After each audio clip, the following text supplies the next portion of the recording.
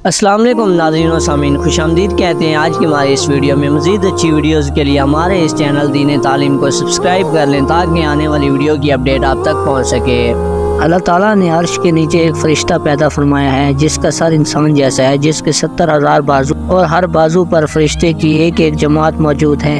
उसके दाएं रुखसार पर सूरत इखलास और बाएं पर अशहदु अन्ना ला इलाहा और पेशानी पर सूरत फातिहा लिखी हुई है। उसके सामने फरिश्तों की 70,000 सफ़े मौजूद हैं जो हर वक्त सूरत फातिहा का विर्द करती रहती हैं और ये जब पढ़ते हैं तो सजदे में चले जाते हैं। अल्लाह उनसे फरमाता है, फरिश्तों अपना सर उठाओ, मैं तुमसे बहुत खुश हूँ। फरिश्ते ये सुनकर अल्लाह से अर्ज़ करते हैं, ए मौला करीम, उम्मत मोहम्मदी सल्लल्लाहु अलैहि वसल्लम में से जो कोई सूरत फातिहा पढ़े तो उससे भी राज़ी रहना।